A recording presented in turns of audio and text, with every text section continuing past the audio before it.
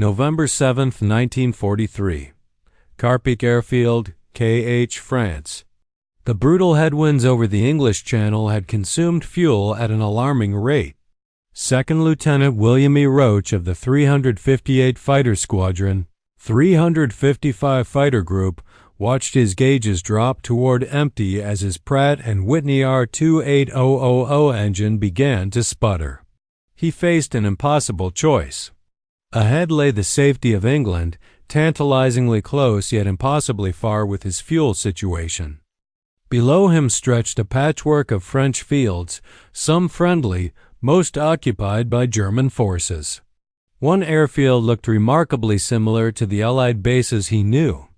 Roach committed to his approach. The massive Republic P-47D Thunderbolt, serial number 422490, nicknamed Beetle, touched down smoothly on the grass field.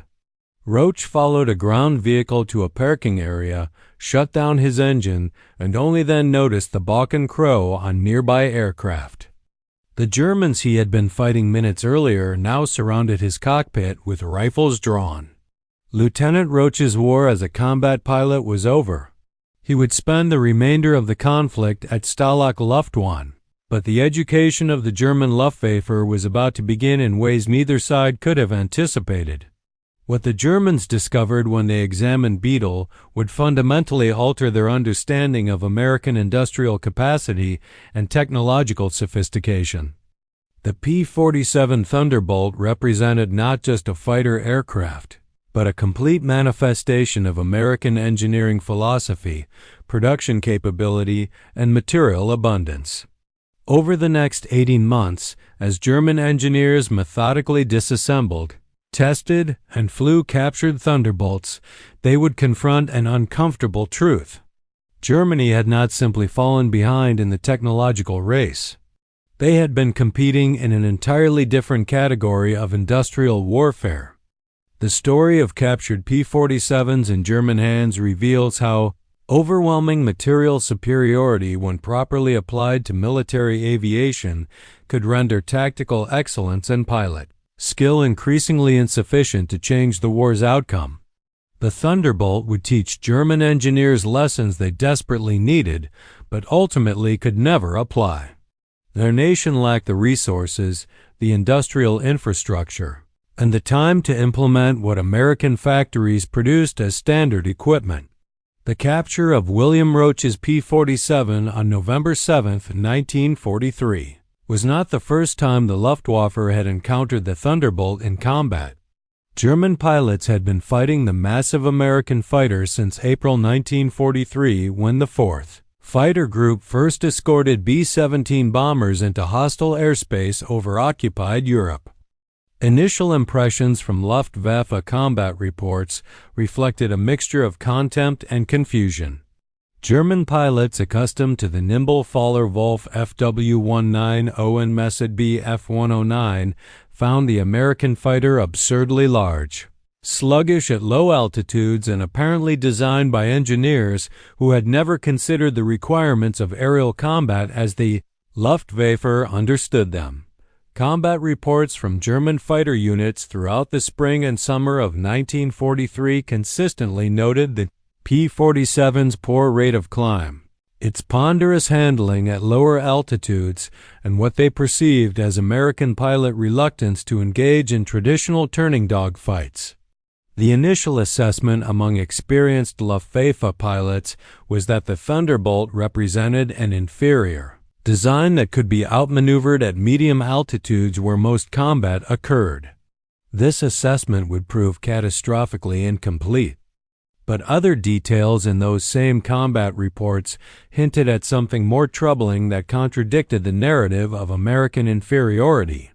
Pilots described how Thunderbolts that chose to disengage from combat could not be caught once they entered a dive. They mentioned 8 heavy machine guns that fired with devastating effect when the American pilots did choose to engage.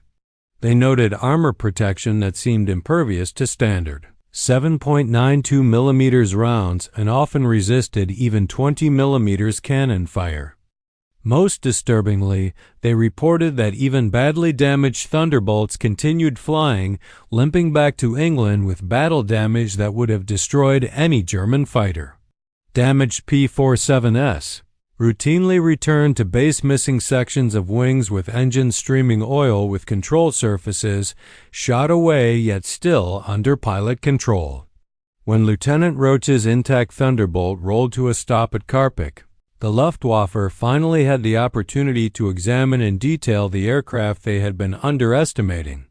Local Luftwaffe personnel immediately recognized the intelligence value of capturing a complete undamaged example of the American fighter. Within hours, Beetle was surrounded by armed guards to prevent sabotage or damage. American markings were swiftly painted over with German Balkenkroer on wings and fuselage, and bright yellow identification paint was applied to undersurfaces and tail surfaces. This yellow paint was standard Luftwaffe practice for all captured aircraft designated RLM-04 yellow, used to prevent friendly fire from German anti-aircraft gunners who might otherwise shoot down their own evaluation aircraft.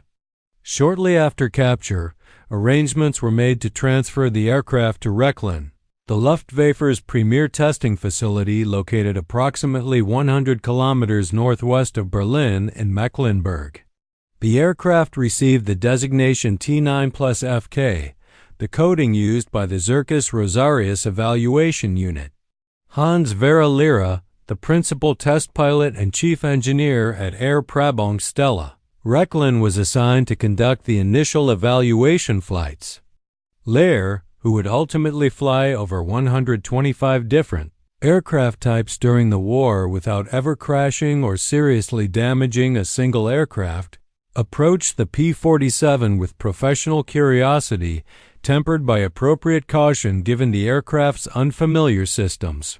His first impression, documented in his logbook and later published in his memoirs, Luftwaffe Test Pilot Flying, captured Allied aircraft of World War II. War II reflected surprise at the cockpit's complexity. The instrument panel contained what seemed like twice the number of gauges found in German fighters. Strange levers controlled systems Lairs had never encountered in German designs. The turbo-supercharger system required understanding of exhaust flow management principles that were theoretical in German aviation circles but apparently standard practice in American designs. The constant speed propeller operated differently from German equivalents. Most confusing was the elaborate system of automatic engine management that German pilots handled manually through constant throttle and mixture adjustments. Lears wrote in his memoirs, "The P-47 cockpit could baffle even an experienced pilot.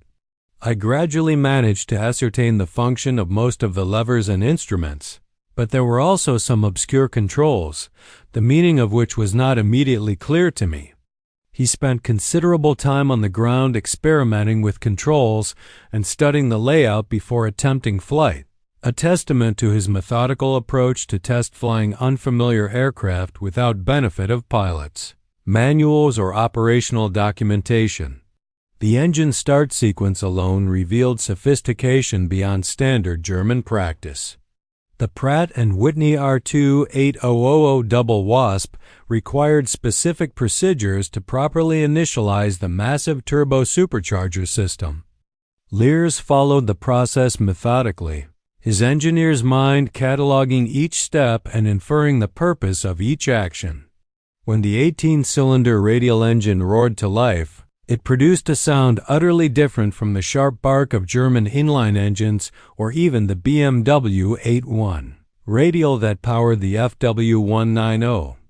This was a deep, powerful rumble that spoke of enormous displacement and tremendous power reserves held in check. Leah taxied carefully, feeling the weight of the aircraft through the controls.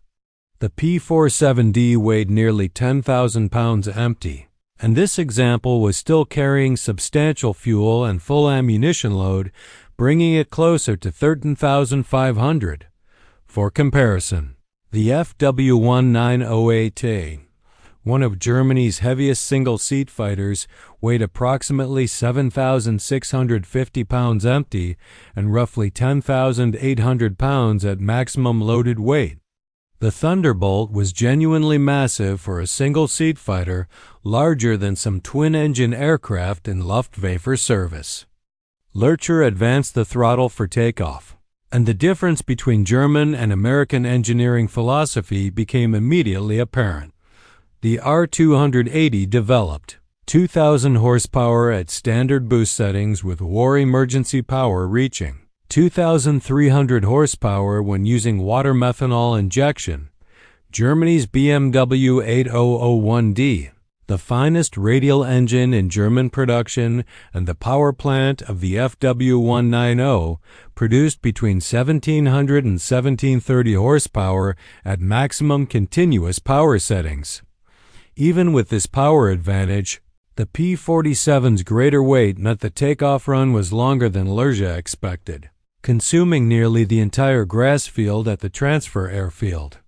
But once airborne, Lurch began discovering why German pilots who had fought Thunderbolts only at low altitude had fundamentally misunderstood the aircraft's capabilities. He climbed steadily, nursing the turbo-supercharger to operating temperature as altitude increased.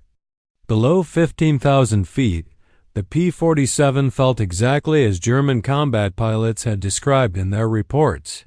Heavy, sluggish in turns, unable to match German fighters in maneuverability. The rate of climb was mediocre at best compared to the FW190 or BF109. At this altitude range, any competent German pilot in a contemporary fighter could outmaneuver the Thunderbolt in sustained turning combat. But somewhere above 20,000 feet, the character of the aircraft transformed completely. The turbo-supercharger, driven by exhaust gases and becoming increasingly efficient as air pressure decreased with altitude, began forcing massive quantities of compressed air into the engine cylinders. While German engines gasped for oxygen and lost power as altitude increased, the R-2800 maintained full rated power. At 25,000 feet, where German fighters were operating at perhaps 70% of their sea level power, the Thunderbolt's engine was still producing full-rated output. Lurcher pushed the throttle forward at 25,000 feet and felt the Thunderbolt accelerate with surprising vigor for such a large aircraft. He rolled into a dive to test high-speed characteristics, and the aircraft responded with an enthusiasm that bordered on violence.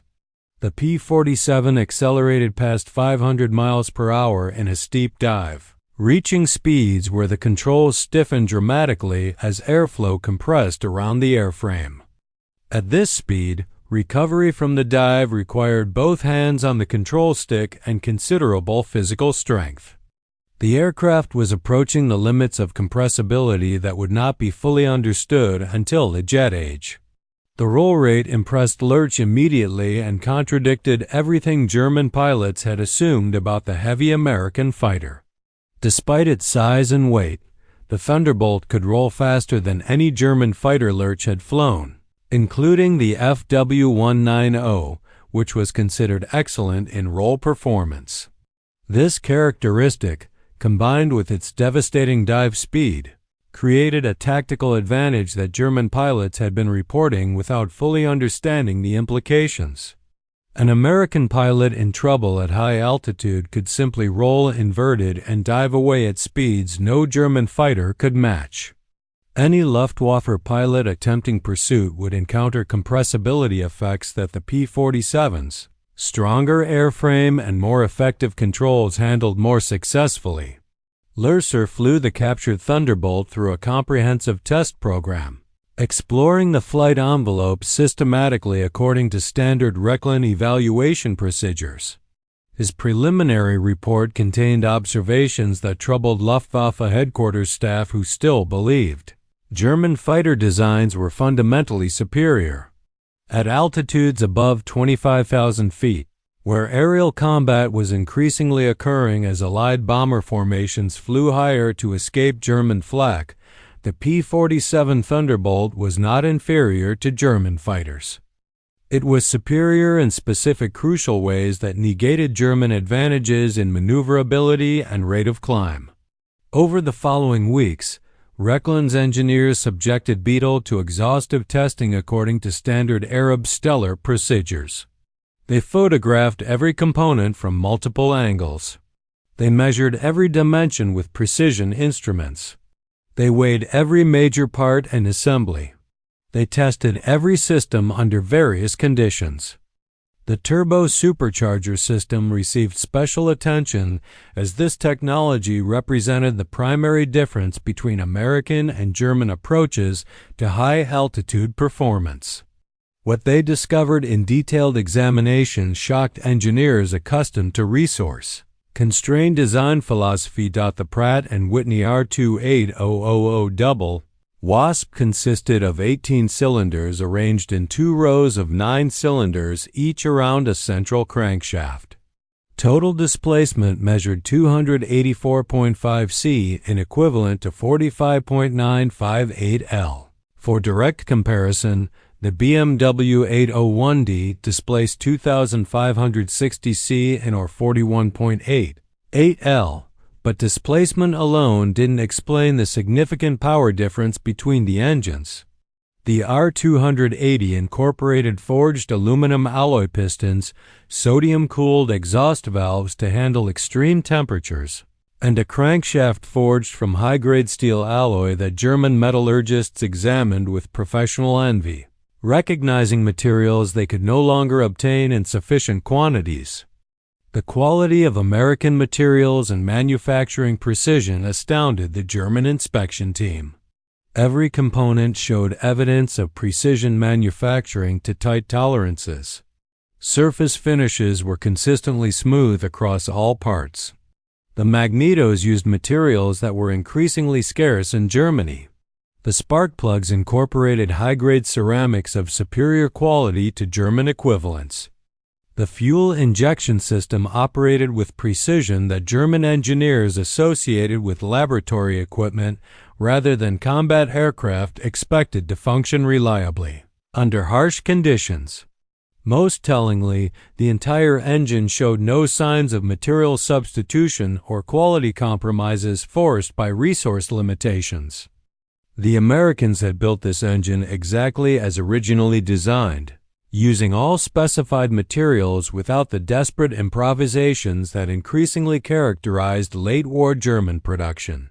Turbo-supercharger system revealed engineering sophistication that Germany had attempted to develop, but never successfully implemented in production aircraft.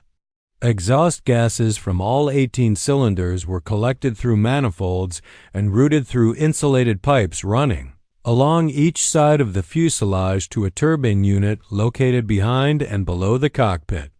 This turbine, spinning at tremendous speed driven by hot exhaust gases, drove a centrifugal compressor that forced additional air into the engine's supercharger. The system included an intercooler to reduce the temperature of compressed air, thereby increasing its density and preventing destructive detonation. Automatic regulators controlled boost pressure and turbine speed without requiring constant pilot intervention beyond setting the desired manifold pressure. German engineers understood the theoretical principles perfectly. They had conducted experimental programs exploring similar approaches. But implementing such a system in mass-produced combat aircraft had proven impossible given material shortages and manufacturing limitations that plagued German industry. By 1943, the turbo-supercharger required exotic high-temperature alloys for turbine blades that had to withstand extreme temperatures while spinning at high speeds. The control system demanded precision manufacturing and reliable components. The extensive ducting needed heat-resistant materials and perfect seals to function efficiently. Every element had to work reliably in combat conditions exposed to vibration, temperature extremes ranging from -60 F at altitude to over 200 near the engine, and potential battle damage. The Americans had solved all these problems and installed the complete system as standard equipment on every P-47 produced. The turbo-supercharger was not experimental equipment reserved for special missions or limited production runs. It was simply how the airplane worked, installed in thousands of examples. This casual implementation of advanced technology as standard production equipment revealed an industrial capacity that German engineers found difficult to fully comprehend. German technical reports from the Reikland evaluation noted that the turbo-supercharger system alone represented a level of engineering sophistication and manufacturing capability that exceeded current German capacity to replicate in production quantities. The materials, the precision manufacturing, the quality control required to produce such systems reliably at scale simply exceeded what German industry could achieve in 1943 given strategic material shortages and the progressive degradation of manufacturing standards caused by Allied bombing and the replacement of skilled workers with forced labor. The armament installation provided another lesson in American abundance and attention to design details. The P-47D mounted 8 Browning M2 machine guns of .050 caliber with 4 guns installed in each wing. Most German fighters of the period carried mixed armament of typically 4 machine guns and 2 20mm cannons, or in early models, 6 machine guns total. The American decision to install 8 heavy machine guns represented a deliberate choice to maximize firepower, even at the cost of additional weight and complexity. Each machine gun was fed from a separate ammunition box built into the wing structure. BOX containing 425 rounds. Total ammunition capacity was 3,400 rounds across all 8 guns. For direct comparison, the FW-190A typically carried approximately 2,000 rounds total for its machine guns and 500 rounds total for its cannons. P-47 pilot could fire all 8 guns continuously for approximately 20 seconds before exhausting ammunition with a combined rate of fire approaching 100 rounds per second. When all 8 guns were properly harmonized to converge at a single point in space, the volume of fire was simply overwhelming to any target. German test firings of the captured aircraft's armament system documented the devastating effect. The installation quality impressed German armament specialists who examined the systems. Each gun was mounted in an electrically heated bay to prevent freezing at high altitude where temperatures could drop to -60 F or lower. Spent cartridge cases and disintegrating belt links were collected through chutes and ejected through ports in the wing's lower surface, preventing them from damaging the aircraft or interfering with control surfaces. The system functioned flawlessly during flying, while in testing despite firing thousands of rounds under varying atmospheric conditions with no jamming or feeding malfunctions recorded. Ammunition quality also revealed another dimension of American industrial capability. The .50 caliber rounds used armor-piercing cores manufactured to consistent specifications, incendiary compounds that functioned reliably, and tracer elements that burned predictably. Testing revealed that American ammunition was consistently more reliable than equivalent German production, which had suffered quality degradation as strategic materials became scarce. The Thunderbolt's armor protection demonstrated American willingness to accept significant weight penalties in exchange for pilot survivability, a philosophical difference from German design priorities. The cockpit was surrounded by heavy armor plate on multiple sides. The pilot sat in what American designers called an armored bathtub that provided protection from below and from behind. The windscreen incorporated thick bulletproof glass capable of stopping machine gun rounds and resisting cannon shell fragments. Additional armor plates protected critical systems, including oil coolers and the vulnerable turbo-supercharger. Total armor weight exceeded 200 pounds, roughly equivalent to the weight of adding 2 additional machine guns with ammunition. German fighters typically carried less comprehensive armor protection, prioritizing lighter weight and better performance while accepting higher pilot casualties as an unavoidable cost of combat operations.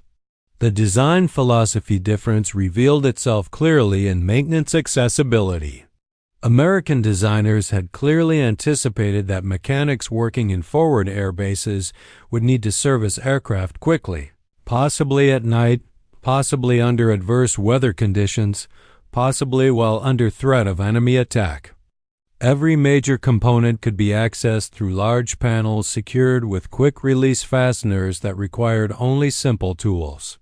The massive engine could be changed in the field within a few hours using standard hoisting equipment and following clearly documented procedures. German fighters designed with the expectation of factory-level maintenance for major repairs typically required more extensive disassembly for major component service. This difference reflected American abundance versus German scarcity. The Americans could afford to dedicate engineering resources to maintainability because their industrial capacity allowed them to optimize designs for operational efficiency rather than pure production efficiency. The radio installation in the captured P-47 represented another area where American technology exceeded German equivalents. The aircraft carried an SCR-274N command radio for air-to-air and air-to-ground communication plus an SCR-515, a liaison radio providing additional communication channels. Both units operated with a clarity and range that exceeded contemporary German radio capabilities. German radio systems suffered from persistent interference problems that American engineers had apparently solved through superior component design and better shielding. The radios also integrated with an identification friend or foe system that automatically identified friendly aircraft to ground controllers, preventing friendly fire incidents. This level of automated identification represented a sophistication that German forces lacked in 1943. Perhaps the most profound revelation for German engineers came not from any single advanced system, but from the cumulative impression of quality and completeness throughout the aircraft. Every component appeared to be the best possible version of that component that American engineers could design and manufacturers could produce. Nothing was obviously compromised due to material shortages. Nothing showed clear evidence of substitute materials being used because preferred materials were unavailable. Nothing reflected the desperate improvisations that increasingly characterized German late war production as strategic bombing degraded industrial capacity and material shortages became acute. German technical reports compiled at Rechlin and distributed through the Luftwaffe technical services emphasized this point repeatedly. The P-47 Thunderbolt had been built exactly as the designers intended, using all specified materials and processes with no apparent compromises forced by resource scarcity. This level of manufacturing fidelity to original design specifications was becoming increasingly difficult for German industry to achieve as the war progressed. The flight testing program continued through the winter of 1943 and into early 1944 as additional P-47s were captured and brought to Rechlin for comparative evaluation. On May 29, 1944, another P-47 landed in German hands when 2nd Lieutenant Lloyd Hathcock of the 3001st Fighter Squadron, 332nd Fighter Group, became disoriented during a ferry flight and mistakenly landed at the enemy-held Rome Littorio airfield in Italy. His aircraft, serial number 4275971, was quickly seized by German forces. This P-47 had previously been the personal mount of George Nowton, an 8 Victory Ace flying with the 317th Fighter Squadron. The Germans transferred the aircraft to Wrestling, where it was initially designated 8-6, then later transferred to Zircus Rosarius on October 12, 1944, where it received the designation T9 plus LK. the testing data accumulated at Rechlin produced tactical recommendations that were compiled and distributed to frontline Luftwaffe fighter units. These recommendations advised that engaging P-47s below 15,000 feet offered the best probability of success for German pilots, as the Thunderbolt's poor low-altitude performance and slow rate of climb gave German fighters clear advantages in that regime. Pilots were specifically warned to avoid diving away from attacking Thunderbolts, as the American fighter would simply accelerate to speeds that German aircraft could not match in a dive. The reports emphasized that damaged P-47s frequently continued flying despite battle damage that would destroy German fighters. So attacks needed to be pressed home aggressively with concentrated fire rather than assuming that a few hits would down the aircraft. But the tactical advice, however useful to individual pilots, could not address the fundamental strategic problem that became increasingly apparent. Germany was fighting an opponent with effectively unlimited material resources relative to German industrial capacity. Every damaged or destroyed P-47 was replaced within days from production that exceeded 300 aircraft per month at peak output. American pilot training programs produced skilled aviators in quantities Germany could no longer match as training was compressed and fuel shortages limited flight hours. The logistics system supporting American Thunderbolt operations delivered fuel, ammunition, and spare parts without apparent constraint, while German logistics deteriorated under relentless Allied air attack. The captured P-47s were eventually transferred to the Wunderschuss Rosarius, the special Luftwaffe demonstration unit commanded by Flugkapitän Theodor Rosarius. This specialized unit traveled to frontline fighter bases throughout occupied Europe, allowing German pilots to see captured Allied aircraft firsthand and learn recognition features and combat characteristics. The demonstration served dual purposes, both educational and psychological. Pilots learned the visual recognition features and tactical characteristics of enemy aircraft they would face in combat. But they also saw physical evidence that Allied equipment was often superior to their own in specific important capabilities, particularly at the high altitudes where combat increasingly occurred. Post-war interviews with Luftwaffe pilots who attended these demonstrations revealed the psychological impact of seeing the captured American fighters' capabilities demonstrated directly. While the Schurkis Rosarius pilots could show that German fighters maintained advantages in certain flight regimes, particularly at medium altitudes, the demonstrations made clear that at the altitudes where American bomber formations operated, escorted by P-47s and later P-51s, German fighters were at a distinct disadvantage. The intelligence gathered from captured P-47s included detailed performance data that directly contradicted some of the optimistic assumptions that had circulated in Luftwaffe briefings earlier in the war. At sea level, the P-470 achieved a maximum speed of approximately 350 miles per hour, not particularly impressive compared to the FW-19OA's 408 miles per hour at the same altitude.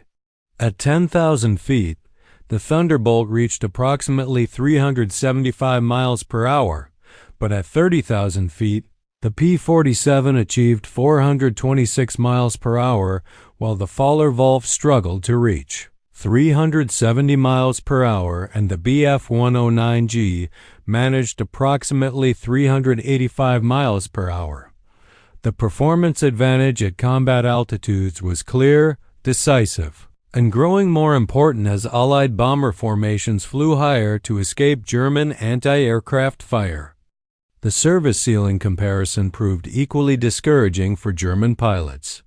The P-47 Thunderbolt service ceiling reached 42,000 feet. German fighters rarely operated effectively above 35,000 feet, and their performance degraded rapidly at higher altitudes due to reduced engine power in the thin air. American bomber formations could and did operate at altitudes where German interceptors could barely reach them and where the interceptors that did reach combat altitude had insufficient power reserves for effective combat maneuvering. The P-47 escorts operated comfortably at these altitudes, maintaining full combat capability while German fighters struggled. Range comparisons between American and German fighters revealed another dimension of American industrial and logistical superiority. With external fuel tanks, the P-47D could escort bombers on missions penetrating deep into Germany. Early P-47 models had limited range that restricted their effectiveness. But by 1944, Thunderbolts equipped with 108 drop tanks routinely flew missions covering 1,000 meters or more. German fighters designed primarily for short-range interception missions in defense of the Reich lacked the internal fuel capacity for extended operations. The difference in operational radius meant that American fighters could engage at times and places of their choosing while German fighters were forced to fight defensively. The captured Thunderbolts also provided insights into American pilot training and tactical doctrine through examination of gun camera footage and analysis of combat damage patterns on aircraft that had survived combat before capture. The evidence suggested that American pilots consistently employed tactics that emphasized the P-47's strengths while avoiding situations that exposed its weaknesses. They maintained high altitude where the turbo-supercharger provided clear advantage. They used dive and zoom attacks rather than attempting sustained turning dogfights where German fighters held advantage. They worked in coordinated pairs or four-ship flights rather than engaging in individual combat, maintaining mutual support even when this meant declining apparently advantageous individual engagement opportunities. The discipline evident in American tactical execution impressed Luftwaffe analysts who studied the evidence. Many Luftwaffe pilots, particularly experienced aces, preferred to fight individually, relying on personal skill and aggressive tactics to achieve victory. American pilots appeared to follow established doctrine consistently, supporting each other systematically, and rarely allowing individual pride or aggression to override tactical sense. This disciplined approach, combined with superior high-altitude equipment and growing numerical advantage, created a combination that even veteran German pilots found increasingly difficult to overcome as the war progressed. By D-Day in June 1944, the strategic situation had deteriorated to the point where intelligence on captured aircraft provided little practical value to Germany's war effort. The Luftwaffe understood clearly that American equipment was superior in important ways. They comprehended American tactics. They had detailed technical data on Allied aircraft performance. But this knowledge could not produce the resources, strategic materials, manufacturing capacity, and trained personnel needed to effectively compete. The Rechlin reports, carefully compiled and professionally distributed throughout the Luftwaffe technical services, served primarily to document the technological and industrial gap that was driving Germany toward inevitable defeat. The comparison between American and German engine production illustrated the impossible position Germany faced. Pratt Whitney, along with Leon C. Ford Motor Company, produced over 125,000 R2-8000 engines by war's end. Production of this single engine type exceeded Germany's entire combat aircraft engine production. BMW produced approximately 61,000 examples of the 801 radial engine throughout the entire war. The Daimler-Benz DB605, Germany's most produced inline engine, reached approximately 42,400 units total production. American production of one advanced engine type surpassed Germany's total output of all combat aircraft engines combined. American industry in 1944 produced approximately 96,000 aircraft, while Germany reached approximately 25,000 aircraft of all types. The United States produced 38,000 fighters alone, plus 16,000 heavy bombers, plus thousands of medium bombers, transports, and trainers. When combined with British and Soviet production, the Allied advantage in aircraft production exceeded 5-1 by 1944. The industrial base supporting this production operated on a scale Germany could not match. The Aluminum Company of America alone produced more aluminum than Germany's entire aluminum industry. Individual American steel plants frequently outproduced the entire Ruhr industrial region. The automotive factories that manufactured vehicles operated on moving assembly lines where German plants used batch production methods. Even the machine tools that built the machines that built the aircraft were themselves produced in quantities that allowed American industry to supply not only its own requirements but also substantial quantities to British and Soviet allies. The captured P-47s ultimately ended their service in the chaotic final months of the European War. The aircraft designated T-9+FK, originally William Roach's Beetle, was recovered by American forces at Göttingen in May 1945, found among a collection of captured Allied aircraft that the Germans had been evaluating. Photographs taken by American forces show the aircraft still wearing partial German markings parked alongside FW-190s and Bf-109s in what was effectively a museum of captured equipment documenting the breadth of the Luftwaffe's intelligence-gathering effort. The Thunderbolts that served with German evaluation units provided German pilots and engineers with an education they desperately needed, but had received too late to matter strategically. The aircraft demonstrated that American industrial philosophy prioritized absolute capability over elegant efficiency, abundant resources over careful optimization, and systematic material advantage over individual technical excellence. These priorities, when implemented with nearly unlimited resources and manufacturing capacity, produced weapon systems that outclassed German equivalents in the aggregate, even when German designs showed superior characteristics in specific isolated parameters. The lesson extended far beyond the P-47 itself. Every category of captured American equipment told the same fundamental story. The B-17 Flying Fortress bomber with its quartet of turbo-supercharged Wright Cyclone engines represented a strategic bombing capability Germany never achieved. The P-51 Mustang combining American airframe engineering with the British Rolls-Royce Merlin engine created what many historians consider the finest piston engine fighter of the entire war. The P-38 Lightning, with its turbo-supercharged engines and tricycle landing gear, demonstrated American willingness to pursue unconventional solutions. Each aircraft type revealed the same fundamental American approach: solve problems through superior engineering supported by unlimited industrial capacity rather than through clever optimization constrained by resource scarcity. Luftwaffe analysts clearly observed that they were not being defeated by superior tactics or better trained pilots, though American training programs were producing adequate pilots in overwhelming numbers. They were being defeated by an industrial system that could design adequate equipment and then produce it in quantities that rendered German qualitative advantages increasingly irrelevant.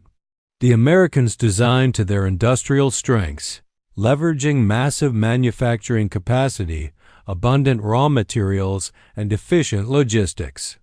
Germany by 1943 was designing despite crippling industrial limitations, attempting to achieve through engineering cleverness what they could no longer accomplish through industrial might. The strategic implications were well documented throughout the Luftwaffe's technical services. By the end of 1943, Germany had entered the war with arguably the world's most advanced air force, equipped with aircraft that were generally superior to their opponents on a one-to-one basis. German pilots were better trained than most opponents initially. German tactics were more refined, but German industry fundamentally lacked the capacity to sustain these advantages when facing opponents with vastly greater industrial resources. American aircraft production doubled repeatedly. In 1940, again in 1941, again in 1942, and continued expanding until by 1944, American factories were producing over 96,000 aircraft annually, while Germany never exceeded 40,000 aircraft in any year, despite desperate efforts to increase production. The quality gap between American and German aircraft widened steadily rather than narrowing. In 1942, German aircraft were often superior to their American opponents. By 1944, American aircraft equaled or exceeded German designs in virtually every important category. By 1945, the gap had become a chasm. American fighters like the P-51H and P-47N represented evolutionary refinement of already excellent basic designs. German fighters like the TAR-152 represented desperate attempts to extract more performance from industrial systems collapsing under the combined weight of strategic bombing, raw material shortages, and the replacement of skilled workers with poorly trained forced labor. The psychological impact on Luftwaffe morale of facing endless streams of capable enemy aircraft proved as destructive as the material losses. German pilots reported feeling less like warriors in honorable combat and more like targets in a systematic destruction campaign. No matter how many Allied aircraft they shot down, more appeared the next day. No matter how skillfully they fought, American numerical superiority eventually prevailed through sheer attrition. The knowledge that their opponent's equipment was often superior to their own, delivered in far greater quantities, supported by better logistics, and flown by adequately trained pilots, who were quickly replaced when lost, created a pervasive sense of inevitable defeat that spread throughout the fighter forces during 1944. Captured P-47 served as tangible physical evidence of this reality. These were not propaganda claims or exaggerated intelligence reports. They were actual aircraft that German pilots could examine directly. The Thunderbolt was not some miracle weapon or revolutionary technological breakthrough. It was simply a very good fighter aircraft, properly designed for its mission, adequately powered, well armed, appropriately protected, and manufactured in quantities sufficient to overwhelm opposition through systematic application of material superiority. The final historical irony was that the Germans learned these lessons thoroughly, documented them professionally, and grasped the implications completely, yet could never apply the knowledge they gained. Understanding American industrial superiority did not grant Germany the aluminum, steel, fuel, skilled labor, undamaged factories, and functioning transportation networks needed to produce equivalent aircraft in equivalent quantities. Knowing the P-47's exact capabilities did not provide the high-temperature alloys, precision manufacturing equipment, quality control systems, and trained workforce needed to build comparable turbo-supercharger systems. Intelligence gathered from captured aircraft documented the dimensions of German defeat with professional thoroughness without offering any realistic path to avoid that defeat. When Allied forces captured Rechlin and its associated facilities in May 1945, they found extensive documentation of the captured aircraft evaluation program. German technical reports filled filing cabinets detailing every measurable characteristic of every B, American and British aircraft that had been examined during the war. The reports were models of technical thoroughness and scientific objectivity. They also represented thousands of man-hours spent meticulously documenting capabilities that Germany could observe and measure but never replicate given their deteriorating industrial situation. American technical intelligence teams who reviewed the German reports after the war noted with professional interest that German engineers had understood American aircraft capabilities more clearly and in greater detail than American commanders sometimes did. The Germans had identified weaknesses in American designs that American pilots learned to work around through experience. The technical analysis was frequently more detailed and rigorous than equivalent American evaluations of their own equipment. German engineering competence had never been in question. But the American reviewers also noted what the German reports implicitly revealed about Germany's strategic situation. Germany had attempted to fight a modern industrial war with an industrial base insufficient for the task. They had compensated through excellent engineering, superior pilot training in the early war years, and tactical innovation born of necessity. These advantages had sustained them through early victories against opponents with similar resource constraints. But against an opponent like the United States, possessing industrial capacity that exceeded all other major powers combined, excellent engineering and tactical skill could only delay the inevitable outcome rather than change it. The story of German engineers examining captured P-47 Thunderbolts provides a clear case study in the realities of industrial warfare as it had evolved by the Second World War. The Thunderbolt succeeded not because it was the absolute best possible fighter aircraft by every conceivable measure, but because it was a very effective fighter aircraft produced in quantities that made isolated examples of technical superiority strategically irrelevant. American industry built 15,683 Thunderbolts while simultaneously building 15,486 P-51 Mustangs, 1,037 P-38 Lightnings, 13,738 F-6F Hellcats, and 12,571 F-4U Corsairs.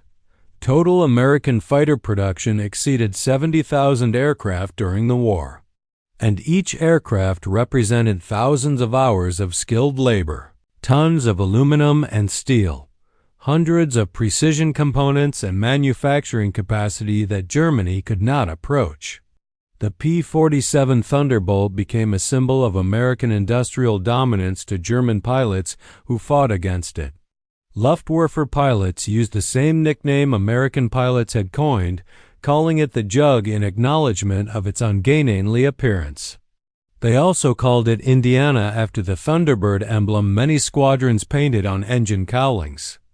As losses mounted and the strategic situation deteriorated, some referred to it simply as that 8-gun fighter and learned through bitter experience to avoid engaging Thunderbolts at altitudes where the American fighter held tactical advantage, which increasingly meant avoiding combat above 20,000 feet, where the turbo-supercharger gave the P-47 decisive performance superiority.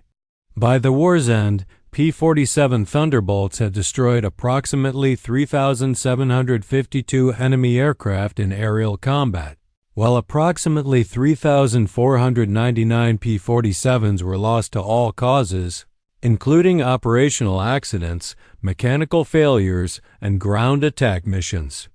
This roughly 1-to-1 exchange rate in total losses appears unremarkable until one considers that Thunderbolt served primarily in the ground attack role from mid-1944 onward, facing intense anti-aircraft fire during low-level missions rather than engaging primarily in air-to-air combat. In the pure fighter escort role during 1943 and early 1944, P-47s achieved significantly better exchange rates, particularly at high altitudes where the turbo-supercharger advantage was most pronounced. The ground attack role revealed yet another dimension of American design philosophy that emphasized versatility. When P-51 Mustangs with their superior range began taking over bomber escort duties in 1944, the 9th Air Force reassigned many Thunderbolt groups to tactical air support missions. The rugged P-47 with its reliable air-cooled radial engine and heavy armor protection proved exceptionally well suited for dangerous low-altitude attack missions. The same characteristics that made it seem ponderous in low-altitude dogfights. Substantial size, heavy weight, comprehensive armor. Powerful armament made it nearly ideal for ground attack missions where survivability and firepower mattered more than maneuverability. Thunderbolt pilots flying ground attack missions destroyed staggering quantities of German military equipment. Official claims documented through gun camera footage and after-action reports included over 86,000 railway cars, 9,000 locomotives, 6,000 armored fighting vehicles, and 68,000 trucks destroyed or damaged.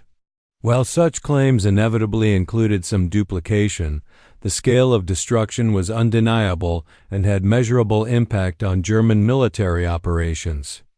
The P-47, armed with bombs and rockets in addition to its 8 machine guns, had evolved into a true multi-role combat aircraft.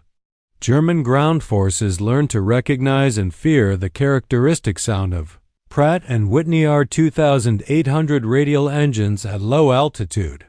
The deep rumble provided warning of impending attacks that German troops were largely helpless to prevent. The psychological impact of constant air attack combined with substantial material losses and the disruption of logistics and communications measurably degraded German ground forces' combat effectiveness throughout 1944 and 1945. The question of what happened to the specific captured aircraft provides an epilogue to this story. William Roach's P-47D Beetle 4222490 designated T9 plus FK by the Germans survived the war and was recovered by American forces at Göttingen in May 1945. After evaluation by American intelligence teams examining German testing procedures, the aircraft was eventually scrapped. Lloyd Hathcock's P-47D 4275971 designated T9 plus LK met a similar fate, recovered but not preserved for historical purposes.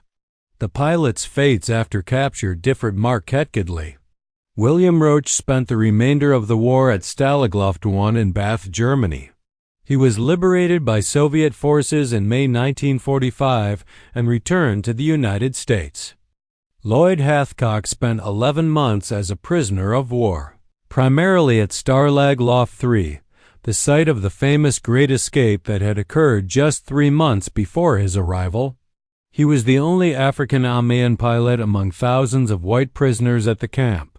When Soviet forces advanced westward in January 1945, German forces evacuated the camp, forcing prisoners on a brutal winter march to Stalag 7A and then Stalag 13D. He was liberated by Allied forces in April 1945. Hathcock returned to the United States and played a significant role in the post-war desegregation of the U.S. Air Force. He later pioneered innovations in aerial reconnaissance photography at Wright-Patterson Air Force Base. Hans Vera Lear survived the war despite flying 125 different aircraft types, including numerous captured Allied aircraft throughout the conflict. His remarkable safety record, never crashing or seriously damaging a single aircraft throughout his test pilot career, stands as unique in aviation history. After the war, he provided extensive debriefings to Allied intelligence services about German aircraft development programs. His memoirs, published in 1977 in German and translated into English in 1980, provide one of the most detailed first-hand accounts of the German captured aircraft evaluation program and offer valuable insights into how the Luftwaffe assessed Allied aviation technology. The broader lesson that emerges from the story of captured P-47 Thunderbolts in German hands transcends the specific technical details of one aircraft type. The Thunderbolt evaluation at Wallin demonstrated that by 1943, the outcome of the air war over Europe was being determined not by pilot skill, tactical innovation, or even aircraft performance in narrow technical terms, but by industrial capacity applied at national scale. The nation that could design adequate equipment and produce it in overwhelming quantities while simultaneously producing everything Else a modern military requires would inevitably defeat opponents who produce technically superior equipment in insufficient quantities. Germany's situation by late 1943 was that of a nation attempting to compete industrially against opponents whose combined industrial capacity exceeded German capacity by factors of 5 or more. When Britain refused to capitulate after France fell, when the Soviet Union survived the initial German onslaught and relocated its industry beyond German reach, and when the United States entered the war with its vast, untouched industrial base, Germany's path to military victory effectively closed. The only question was how long Germany could continue fighting and how much destruction would occur before the inevitable conclusion. The story of Beetle and the other captured Thunderbolts at Rechlin thus becomes a microcosm of Germany's broader strategic dilemma. German engineers could examine American equipment, understand American capabilities, and accurately assess American industrial strength. This knowledge was professionally gathered, carefully analyzed, and thoroughly documented. But knowledge alone could not produce the aluminum, steel, rubber, fuel, machine tools, skilled workers, undamaged factories, and functioning railroads required to compete with American industrial output. The Republic P-47 Thunderbolt, examined in minute detail by German engineers at Rechlin, proved a final truth about industrialized warfare in the 20th century. Material abundance systematically applied through competent engineering and adequate tactical execution would defeat technical excellence constrained by resource scarcity.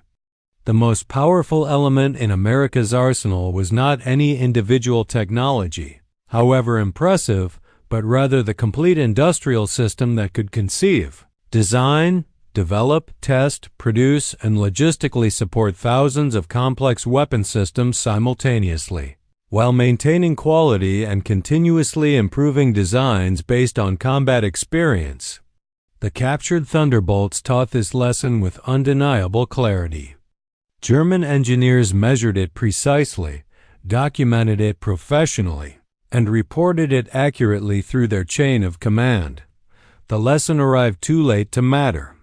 By the time William Roach's Beetle was being meticulously examined at Rechlin in late 1943, the outcome of the war was already determined by industrial mathematics that no amount of German engineering, skill, or pilot courage could overcome. The Thunderbolts sitting on German airfields wearing hasty Balkans markings over American stars represented a future that had already arrived, one in which industrial capacity had become the decisive factor in modern warfare.